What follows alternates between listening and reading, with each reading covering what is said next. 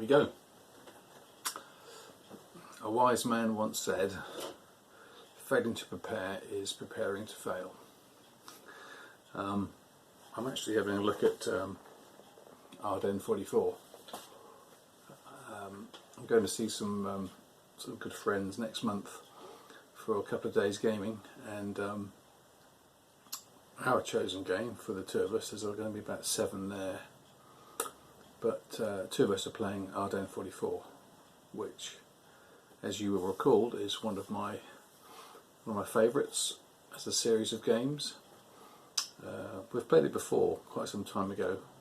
I think I also had to go at it solitaire as well, and I had a plan written out. I think of all the games in the Mark Simonich range, I think Ardennes 44 does require a little thought before starting. If you turn up and you're the Germans and you try and wing it on a day, I think you're looking at quite a suboptimal first few turns. And with chosen sides, I am going to be the Germans. I think last time we played it, it was the other way around, so that all seems pretty decent. And I dusted off my notes from my previous attempt, and I did spot a couple of little mistakes, which I don't recall that I used them or not when I last played. Whether I spotted them during the playthrough and thought, oh, can't do that, or maybe I did play in error, because I think there's a lot of little twists and turns in this one. I hate sort of just arriving at a convention and just picking a game at random and say, well, let's have a go at this, and get the rules out and start to go through them. I like to do some preparation, and I think in some ways you sort of owe it to the guy you're playing with to give it a little bit of thought prior to turning up. So this is just a few thoughts that have come into my head, and a couple of the errors that I've made, or at least were in my original opening move, which you can't do. Not a huge difference, I don't think, but just worth bearing in mind if you are going to be playing this one. And the first one I think I missed was the stacking of the armoured units. It's not 2 armoured units, it's 2 steps. And of course that can make quite a big difference, because some of the armour is only one-sided and some has 2 steps. So you cannot go loading up your 3 stacking points and adding 2 armoured counters on top of the stack, unless they're both 1-steppers or a 2-stepper that has been reduced. So I think I may have played a bit fast and loose with that before. Just be wary of that one, and the other one, which is a bit more subtle, which sort of makes sense logistically. I mean, at the start of the operation they were clearly going to be pre-planning everything, and in the game on turn 1 you're not allowed to enter other divisional areas. So for example, 116th Panzer Division has got to stay in the area or move into the American sector. And I know there was some 2nd Panzer Division that weren't able to be used that effectively, and I think I crossed them over the boundary into the 116th Panzer zone to assist in an attack. Can't do that, not on turn 1. So yeah, the attacks are going to be slightly hampered by the lack of flexibility. of being able to move, exactly where you want to. But other than that, I think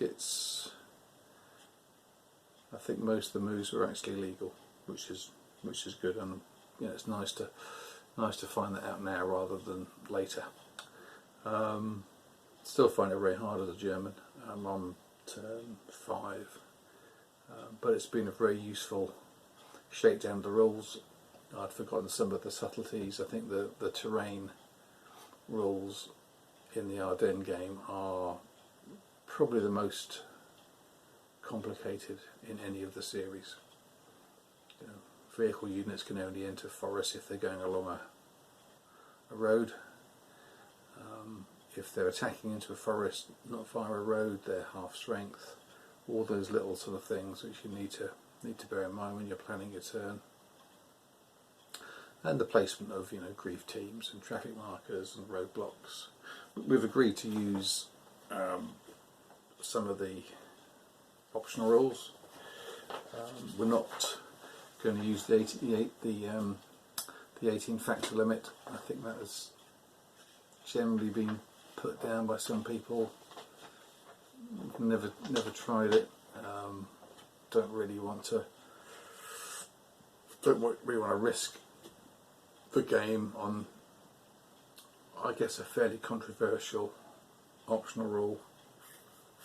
No Operation Bodenplatte, but we are going to use things like night infiltration, fuel dumps and roadblocks.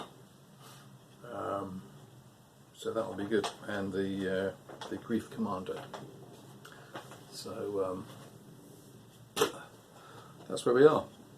So it's been a very useful run through for me because I'd forgotten some of the subtleties. I'll show you the map. There's nothing, sort of giving nothing away as to what the plan was. It was really just a case of let's play half a dozen turns and try and get back into the groove of what the system is when you transport it into the Ardennes forest.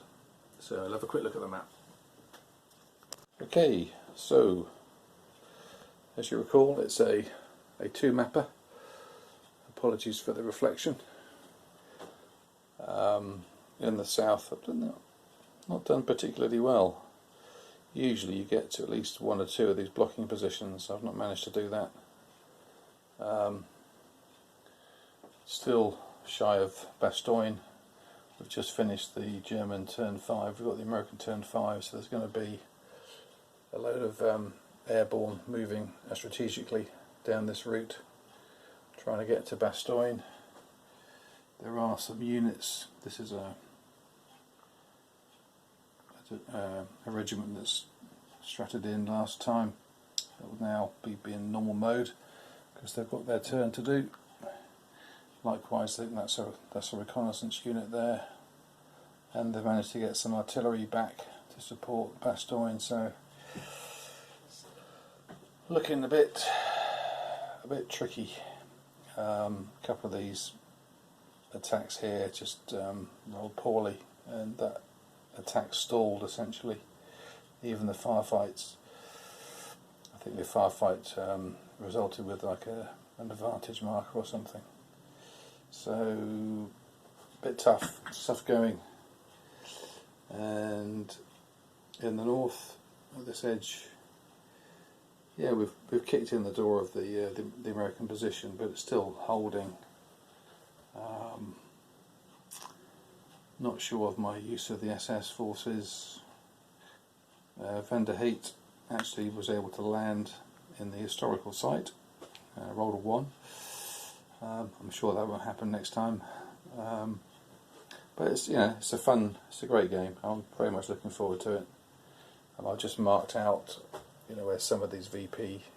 I had a bit of a funny moment. I thought, why have they bothered putting all these victory point markers on the east map when only the west map ones count? But of course that's for the short scenario.